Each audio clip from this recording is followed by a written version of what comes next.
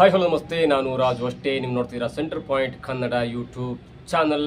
ಬಹುದೊಡ್ಡ ಸದ್ದನ್ನು ಮಾಡ್ತಾ ಇರುವಂಥ ಸಿದ್ದು ಡಿ.ಕೆ CM ಒಪ್ಪಂದ, ರಾಹುಲ್ ಗಾಂಧಿ ಆಕ್ರೋಶ, ಡಿ.ಕೆಗೆ ಆಗತ್ತಾ ಬೆಂಗಳೂರು ಪೋಸ್ಟ್ ಬಿಗ್ ಬ್ಲಾಸ್ಟ್, ಏನಿದು ಅಪ್ಡೇಟ್ ಇವೆಲ್ಲವನ್ನು ನೋಡೋಣ. ಅದಕ್ಕಿಂತ ಮೊದಲು ಇಲ್ಲಿ ತನಕ ನಮ್ಮ ಚಾನಲ್ನ ಸಬ್ಸ್ಕ್ರೈಬ್ ಮಾಡಿಲ್ಲ ಅಂದರೆ ಈಗಲೇ ಸಬ್ಸ್ಕ್ರೈಬ್ ಮಾಡಿ, ಜೊತೆಗೆ ಕಾಮೆಂಟ್ಗಳ ಮುಖಾಂತರ ತಮ್ಮ ಅಭಿಪ್ರಾಯವನ್ನು ತಿಳಿಸಬಹುದು.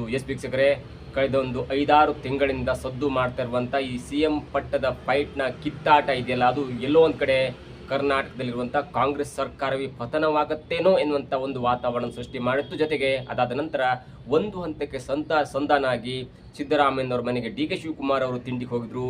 ಅದಾದ ನಂತರ ಸಿದ್ದರಾಮಯ್ಯನವರು ಅವರ ರಾಜಕೀಯ ವೃತ್ತಿ ಬದುಕಿನ ಮೊಟ್ಟ ಮೊದಲ ಬಾರಿಗೆ ಒಬ್ಬ ರಾಜಕಾರಣಿಯ ಮನೆಗೆ ಹೋಗಿ, ಅಂದರೆ ಡಿ.ಕೆ ಶಿವಕುಮಾರ್ ಅವರ ಮನೆಗೆ ಹೋಗಿ ತಿಂಡಿಯನ್ನು ಕೂಡ ಸವಿದಿದ್ರು. ಅಷ್ಟಕ್ಕೆ ಒಂದು ಹಂತಕ್ಕೆ ಎಲ್ಲೋ ಒಂದು ಕಡೆ ಈ CM ಪಟ್ಟದ ಫೈಟ್ನ ಕಿತ್ತಾಟ ಎಲ್ಲೋ ಒಂದು ಕಡೆ ಶಾಂತವಾಗುವಂಥ ಲಕ್ಷಣ ಕಂಡು ಬರ್ತಾ ಇತ್ತು. ಮತ್ತು ಈ ಸಿದ್ದರಾಮಯ್ಯನವರು ಬಜೆಟ್ ಮಂಡನೆ ಮಾಡಿದ ನಂತರ ಸಿದ್ದರಾಮಯ್ಯನವರು ಡಿ.ಕೆ ಶಿವಕುಮಾರ್ ಅವರಿಗೆ ಅಧಿಕಾರವನ್ನು ಹಸ್ತಾಂತರ ಮಾಡ್ತಾರೆ, ಅಥವಾ ಈ ಪಂಚರಾಜ್ಯಗಳ ಚುನಾವಣೆ ಆದ ಬಳಿಕ ಜೂನ್ ವೇಳೆಗೆ CM ಅವರು ಡಿ.ಕೆ ಶಿವಕುಮಾರ್ ಅವರಿಗೆ ಅಧಿಕಾರವನ್ನು ಹಸ್ತಾಂತರ ಮಾಡ್ತವೆ. ಎಲ್ಲೋ ಒಂದು ಕಡೆ ಎಲ್ಲವೂ ಒಪ್ಪಂದ ಆಗಿದೆ, ಎಲ್ಲವೂ ಡಿಸಿಷನ್ ಆಗಿದೆ.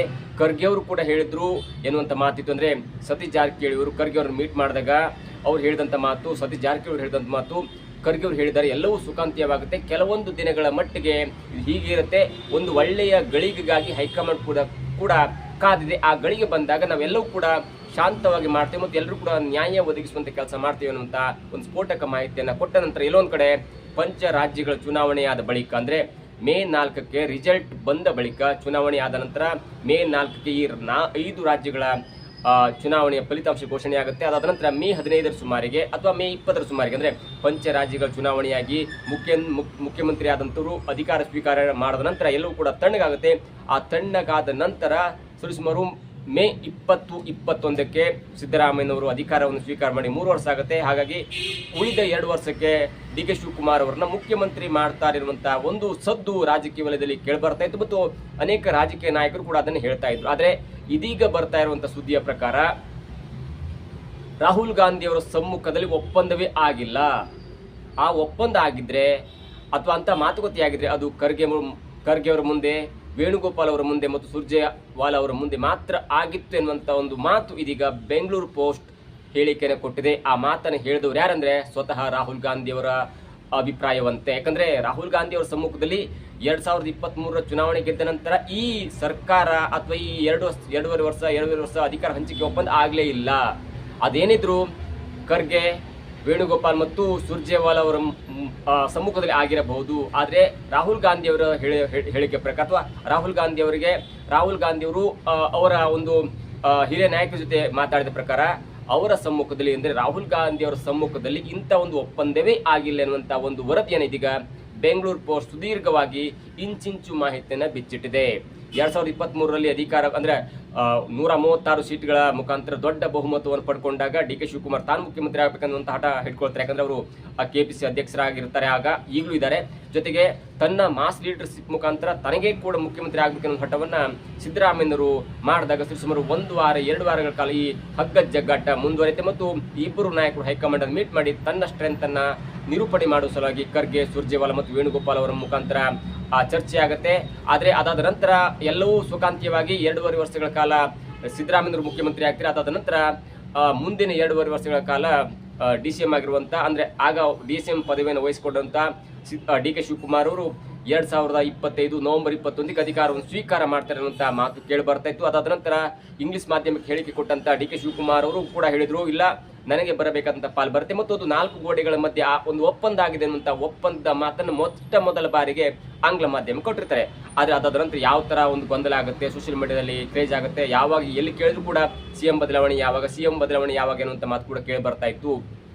ಆದರೂ ಕೂಡ ಡಿ.ಕೆ ಶಿವಕುಮಾರ್ ಅವರು ಪದೇ ಆ 2 ವರ್ಷಗಳ ಕಾಲ ಮುಗಿದ್ರೂ ಕೂಡ ಡಿ.ಕೆ ಶಿವಕುಮಾರ್ ಅವರು ನೇರವಾಗಿ ರಾಹುಲ್ ಗಾಂಧಿ ಅವರ ಜೊತೆ ಅಂತ ಒಂದು ಚರ್ಚೆ ಮಾಡಿಲ್ಲ ಅನ್ನೋ ಸಂಗತಿ ಇದೀಗ ತಿಳಿ ಬರ್ತಾ ಇದೆ. ಆದರೆ ಇವೆಲ್ಲವನ್ನು ಬಿಟ್ಟು ನೋಡೋದಾದ್ರೆ CM ಪಟ್ಟದ ಒಪ್ಪಂದ ತನ್ನ ಸಮ್ಮುಖದಲ್ಲಿ ಆಗಿಲ್ಲ ಎನ್ನುವಂಥ ವರದಿ ರಾಹುಲ್ ಗಾಂಧಿ ಅವರು ಕೊಟ್ಟಿದ್ದಾರೆ ಎನ್ನುವಂಥ ಮಾತು ಇದೀಗ ಬೆಂಗಳೂರು ಪೋಸ್ಟ್ ಕೇಳಿ ಬರ್ತಾ ಇದೆ. ಅಲ್ಲಿ ವೇಣುಗೋಪಾಲ್ ಇರಬಹುದು ಅಥವಾ ಸುರ್ಜೇವಾಲಾ ಇರಬಹುದು ಅಥವಾ ಪ್ರಿಯಾಂಕಾ ಗಾಂಧಿ, ಸೋನಿಯಾ ಗಾಂಧಿ ಕೂಡ ಮಾತಾಡಿರಬಹುದು. ಆದರೆ ನಾನು ಯಾವ ಒಂದು ಒಪ್ಪಂದಕ್ಕೂ ಸಮ್ಮತಿಸಿಲ್ಲ ಎನ್ನುವಂಥ ವರದಿ ಇದೀಗ ಬೆಂಗಳೂರು ಪೋಸ್ಟ್ ಹೇಳಿಕೆಯನ್ನು ಕೊಟ್ಟಿದೆ. ಅಂದ್ರೆ ರಾಹುಲ್ ಗಾಂಧಿಯವರು ನನ್ನ ಮುಂದೆ ಯಾವ ಒಪ್ಪಂದ ಆಗಿಲ್ಲ.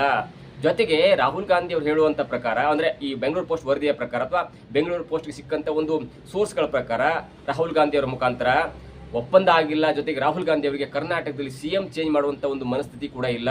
ಯಾಕಂದ್ರೆ ಅವರು ಅನೇಕ ವರದಿಗಳನ್ನು ತರಿಸ್ಕೋತಾರೆ, ಅನೇಕ ದೊಡ್ಡ ದೊಡ್ಡ ನಾಯಕರಿಂದ ಮಾತಾಡ್ಕೋತಾರೆ, ಲೀಗಲ್ ಒಪಿನಿಯನ್ ತರಿಸ್ಕೋತಾರೆ. ಆದ್ರೆ ಸದ್ಯದ ಮಟ್ಟಿಗೆ ಸಿದ್ದರಾಮಯ್ಯನವರಿಗಿರುವಂತಹ ಮಾಸ್ ಲೀಡರ್ಶಿಪ್ ಆಗಿರ್ಬೋದು, ಅವರಿಗಿರುವಂತಹ ಒಂದು ಮುತ್ಸದಿತನ ಆಗಿರ್ಬೋದು, ಅವರಿಗಿರುವಂತಹ ಒಂದು ಜ್ಞಾನ ಆಗಿರ್ಬೋದು, ಅವರಿಗೊಂದು ಇರುವಂತಹ ಒಂದು ಅಲ್ಪಸಂಖ್ಯಾತ ಅಥವಾ ಅಹಿಂದ ವರ್ಗದ ಒಂದು ಬ್ಯಾಕಪ್ ಇರ್ಬೋದು, ಅವರಿಗಿರುವಂತಹ ಒಂದು ಈ ಅರ್ಥಶಾಸ್ತ್ರದಲ್ಲಿ ಅಥವಾ ಬಜೆಟ್ ಅಲ್ಲಿ ಅಥವಾ ಕರ್ನಾಟಕ ಡೆವಲಪ್ಮೆಂಟ್ ಅಲ್ಲಿ ಇರುವಂತಹ ಒಂದು ಮುತ್ಸದಿತನ ಇರ್ಬೋದು, ಆ ಮುತ್ಸದಿತನಕ್ಕೆ ಪೆಟ್ಟು ಬೀಳುತ್ತೆ. ಜೊತೆಗೆ ಅದು ಕರ್ನಾಟಕದ ಕಾಂಗ್ರೆಸ್ ಪಕ್ಷಕ್ಕೆ ದೊಡ್ಡ ಹೊಡೆತ ಕೊಡುತ್ತೆ ಅನ್ನೋದ್ರಲ್ಲಿ ಎರಡು ಮಾತಿಲ್ಲ ಎನ್ನುವಂತ ಅಭಿಪ್ರಾಯ ರಾಹುಲ್ ಗಾಂಧಿ ಅವರು ಹೇಳಿದ್ದಾರೆ ಎನ್ನುವಂತ ವರದಿ ಇದೀಗ ಬೆಂಗಳೂರು ಪೋಸ್ಟ್ ಸುದೀರ್ಘವಾಗಿ ವರದಿಯಾಗಿದೆ. ಜೊತೆಗೆ ಅವರು ಎರಡು ಮಾತನ್ನ ಹೇಳಿದ್ದಾರೆ ಎನ್ನಲಾಗ್ತದೆ. ಒಂದು, ಅವರ ಸಮ್ಮುಖದಲ್ಲಿ ಈ ಎರಡೂವರೆ ವರ್ಷಗಳ ಕಾಲ ಒಪ್ಪಂದ ಆಗಿಲ್ಲ.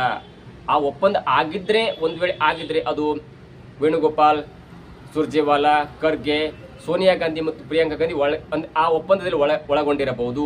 ಎರಡನೇದಾಗಿ, ಒಪ್ಪಂದ ಆಗಲಿ ಬಿಡ್ಲಿ, ಆದರೆ ಸದ್ಯದ ಮಟ್ಟಿಗೆ ಇಮಿಡಿಯೇಟ್ ಆಗಿ ಸಿದ್ದರಾಮಯ್ಯನವ್ರನ್ನ ಚೇಂಜ್ ಮಾಡಿ ಕೂಡ ಅವರಿಗೆ ಮನಸ್ಸಿಲ್ಲ ಎನ್ನುವಂತ ಮಾತನ್ನು ಹೇಳ್ತಾ, ಏನಾದರೂ ಡೆವಲಪ್ಮೆಂಟ್ ಆಗಬೇಕಂದ್ರೆ ಅದು ಆ ಎಲ್ಲ ಡೆವಲಪ್ಮೆಂಟ್ ಅನ್ನ ಕರ್ನಾಟಕ ರಾಜ್ಯ ಕಾಂಗ್ರೆಸ್ ಉಸ್ತುವಾರಿಯಾಗಿದ್ದಂಥ ವೇಣುಗೋಪಾಲ್ ಜೊತೆಗೆ ಸುರ್ಜೇವಾಲಾ ಅವರು ವಹಿಸ್ಕೋತಾರೆ ಮತ್ತು ಅವರು ಮುಂದಿನ ನಿರ್ಣಯವನ್ನು ಕೈಗೊಳ್ತಾರೆ ಅನ್ನುವಂಥ ಮಾತನ್ನ ಹೇಳಿದ್ದಾರೆ ಎನ್ನುವಂಥ ಮಾತು ಇದೀಗ ಬೆಂಗಳೂರು ಪೋಸ್ಟ್ ನಲ್ಲಿ ವರದಿಯಾಗಿದೆ. ಬೆಂಗಳೂರು ಪೋಸ್ಟ್ ಕೂಡ ಒಂದು ಒಳ್ಳೆಯ ಲಿಂಕ್ ಇರೋದ್ರಿಂದ ಅದು ಕೂಡ ಒಂದು ವರದಿಯನ್ನು ಪ್ರಸ್ತಾಪ ಮಾಡಿದೆ. ಜೊತೆಗೆ ಒಂದು ವೇಳೆ ಮುಖ್ಯಮಂತ್ರಿ ಬದಲಾವಣೆ ಅಥವಾ ಏನಾದರೂ ಒಂದು ಬದಲಾವಣೆ ಆಗಬೇಕಂದ್ರೆ ಸದ್ಯದ ಮಟ್ಟಿಗೆ ಆಗಲ್ಲ.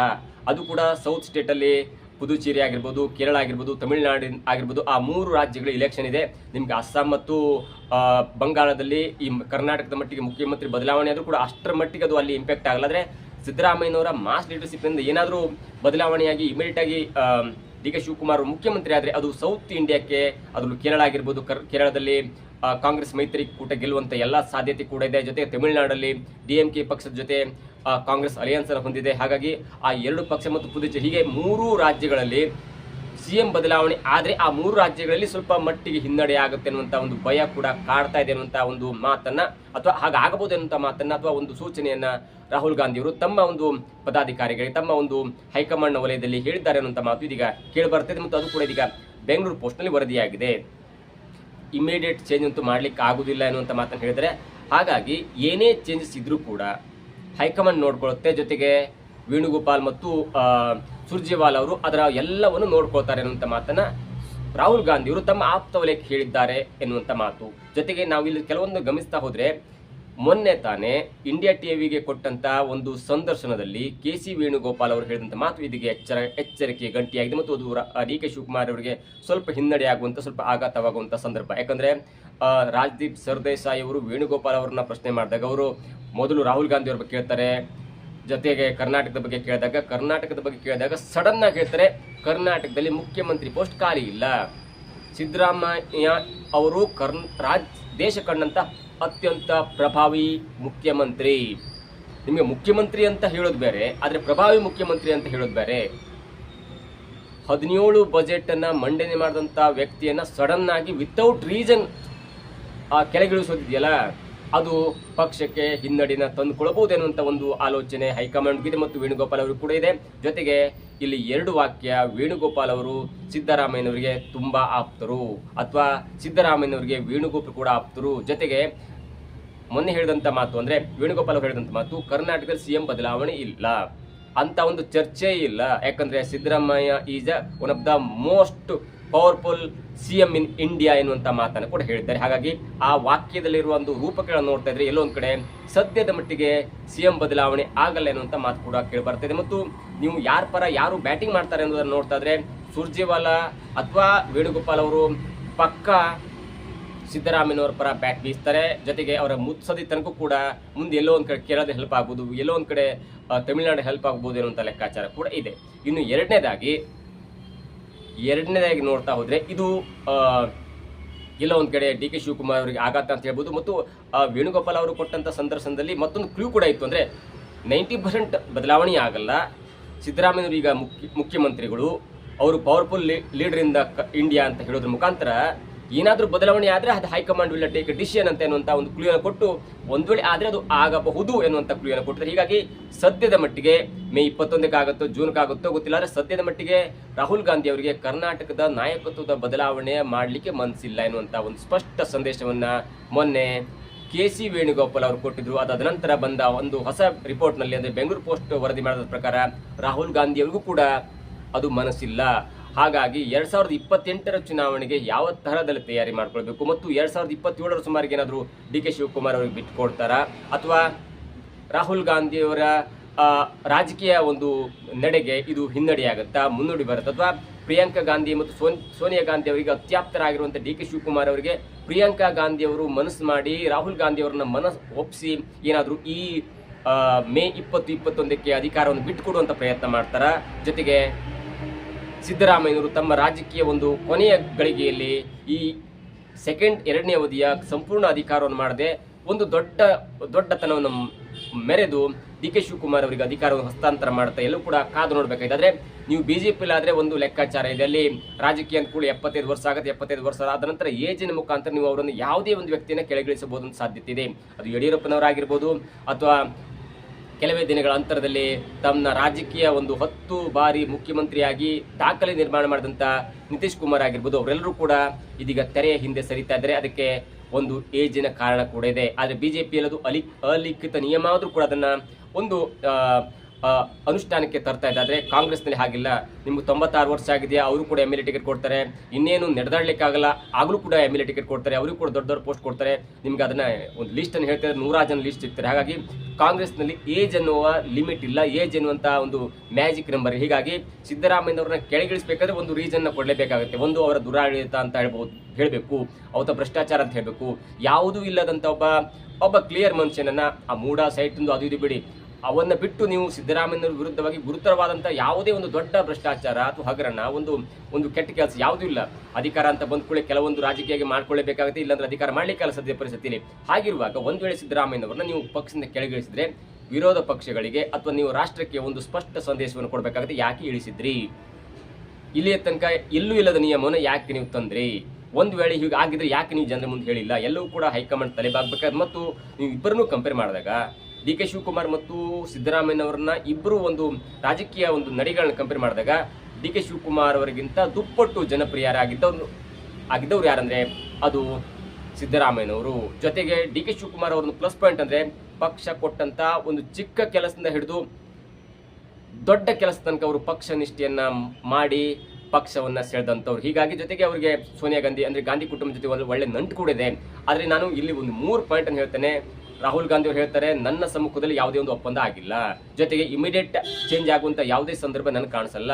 ಜೊತೆಗೆ ನೀವು ಸಿದ್ದರಾಮಯ್ಯನವರನ್ನ ಮೀಟ್ ಮಾಡಿದಾಗ ರಾಹುಲ್ ಗಾಂಧಿ ಅವರು ಯಾವ ಥರ ಗೌರವ ಕೊಡ್ತಾರೆ, ಯಾವ ಥರ ನಡ್ಕೊಳ್ತಾರೆ, ಯಾವ ಥರ ರಾಹುಲ್ ಗಾಂಧಿ ಅವರು ಖರ್ಗೆ ಆಗಿರ್ಬೋದು ಅಥವಾ ಸಿದ್ದರಾಮಯ್ಯನವರಂಥ ಹಿರಿಯ ಮುಖಂಡರ ಜೊತೆ ಯಾವ ಥರ ಒಂದು ಗೌರವವನ್ನು ನಡ್ಕೊಳ್ತಾರೆ ಎಲ್ಲವೂ ಕೂಡ ನಾವು ಅನೇಕ ವಿಡಿಯೋಗಳು ಕಂಡಿದ್ದೀವಿ. ಆದರೆ ಅದೇ ರೀತಿ DK ಶಿವಕುಮಾರ್ನವರನ್ನ ಮೀಟ್ ಮಾಡಿದಾಗ ಅಷ್ಟು ಗೌರವದಿಂದಾಗಲಿ ಅಥವಾ ಅಷ್ಟು ಒಂದು ಪ್ರೀತಿಯಿಂದಾಗಲಿ ಮಾತಾಡಿದಂಥ ಒಂದು ವಿಡಿಯೋ ನಮ್ಗೆ ಕಾಣಲ್ಲ. ಹಾಗಾಗಿ ಇವೆಲ್ಲವನ್ನ ನೋಡ್ತಾ ಇದ್ರೆ ಎಲ್ಲೋ ಒಂದು ಕಡೆ ಸದ್ಯದ ಮಟ್ಟಿಗೆ DK ಶಿವಕುಮಾರ್ ಅವರಿಗೆ ಮುಖ್ಯಮಂತ್ರಿ ಪಟ್ಟ ಬಿಟ್ಟುಕೊಡ್ತಾರಾ ಇಲ್ವಾ ಎನ್ನುವಂಥ ಗೊಂದಲ ಅನೇಕರಿಗೆ ಕಾಡ್ತದೆ. ಅನೇಕರು ಇದರ ಬಗ್ಗೆ ವಿಶ್ಲೇಷಣೆ ಕೂಡ ಮಾಡಿದಾದ್ರೆ ಸದ್ಯದ ಮಟ್ಟಿಗೆ DK ಶಿವಕುಮಾರ್ ಅವ್ರ ಮುಂದೆ ದೊಡ್ಡದಾದಂಥ ರೆಬಲ್ ದಾರಿ ಇಲ್ಲ.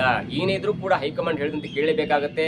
ಯಾಕಂದ್ರೆ ನಿಮಗೆ ಮ್ಯಾಜಿಕ್ ನಂಬರ್ ಅಕ್ಕಪಕ್ಕ ಇದೆ. ನಾವು ರಾಜ್ಯ ಸರ್ಕಾರವನ್ನು ಅಲ್ಲಾಡಿಸುವ ಪಕ್ಷದಲ್ಲಿದ್ರೂ ಕೂಡ ಸರ್ಕಾರವನ್ನು ಅಲ್ಲಾಡಿಸಬಹುದಾಗಿತ್ತು. ಆದರೆ ಈಗ ಸರ್ಕಾರನ ಹೊರಗೆ ಬಂದು ಬೇರೆ ಕಡೆ ಸೇರ್ಬೇಕಂದ್ರೆ ಉಳಿದುದು ಒಂದೇ ಪಕ್ಷ, ಅದು ಬಿಜೆಪಿಯಲ್ಲೂ ಕೂಡ ಅಲ್ಲಿ ಅಧಿಕಾರ ಕಚ್ಚಾಟ, ಬಡ ರಾಜಕೀಯ ಎಲ್ಲವೂ ಕೂಡ ದೊಡ್ಡದಾಗಿ ಬೆಳೀತದೆ. ಮತ್ತು ಅಲ್ಲೂ ಕೂಡ ಒಂದು ಮ್ಯಾಜಿಕ್ ನಂಬರ್ ಇದೆ, ಯಂಗ್ಸ್ಟರ್ಸ್ಗೆ ಅಧಿಕಾರವನ್ನು ಕೊಡಬೇಕು ಅನ್ನುವಂಥ ಒಂದು ಮ್ಯಾಜಿಕ್ ಕೂಡ ಅಥವಾ ರೂಲ್ಸ್ ಕೂಡ ಇದೆ. ಹೀಗಾಗಿ DK ಶಿವಕುಮಾರ್ ಅವ್ರ ಮುಂದೆ ದೊಡ್ಡದಂಥ ರಾಜಕೀಯ ದಾರಿ ಇಲ್ಲ ರೆಬಲ್ ಆಗಿ ಹೋಗ್ಲಿಕ್ಕೆ. ಹಾಗಾಗಿ ಅವ್ರು ಮುಂದಿರುವಂಥ ಒಂದು ಕನಸಂದ್ರೆ ನಾನು CM ಆಗಬೇಕಂದ್ರೆ ನಾನು ಪೇಷನ್ಸ್ ಇಂದ ಕಾಯಲೇಬೇಕು ಮತ್ತು ಅಧಿಕಾರ ಕೊಡ್ತಾರೆ ಅನ್ನುವಂಥ ನಂಬಿಕೆ ಕೂಡ ಇದೆ. ಆದರೆ ಸದ್ಯದ ಮಟ್ಟಿಗೆ ಇವತ್ತೇ ಆಗತ್ತೆ ನಾಳೆ ಆಗತ್ತೆ ಅನ್ನುವಂಥ ಒಂದು ಲೆಕ್ಕಾಚಾರ ಸದ್ಯದ ಮಟ್ಟಿಗೆ ಇದೆ. ರಾಹುಲ್ ಗಾಂಧಿ ಅವರು ತಳ್ಳಿ ಹಾಕಿದ್ದಾರೆ. ಮತ್ತು ಅದೇನಿದ್ರು ಕೂಡ ಕರ್ನಾಟಕ ರಾಜ್ಯ ಕೈ ಉಸ್ತುವಾರಿ ಆಗಿರುವಂತಹ ವೇಣುಗೋಪಾಲ್ ಮತ್ತು ಸುರ್ಜೇವಾಲಾ ಅವರು ನೋಡ್ಕೊಳ್ತಾರೆ ಮತ್ತು ಅವರು ಕೂಡ ಮಾಹಿತಿಯನ್ನು ಕಲೆಕ್ಟ್ ಹಾಕ್ತಾ ಇದ್ದಾರೆ ಅನ್ನುವಂಥ ಮಾಹಿತಿ ಇದೀಗ ಹೇಳಿದ್ದಾರೆ ಅನ್ನುವಂಥ ಮಾತು ಇದೀಗ ಬೆಂಗಳೂರು ಪೋಸ್ಟ್ ತನ್ನ ಸುದೀರ್ಘ ಒಂದು ವರದಿಯಲ್ಲಿ ಉಲ್ಲೇಖವನ್ನು ಮಾಡಿದೆ.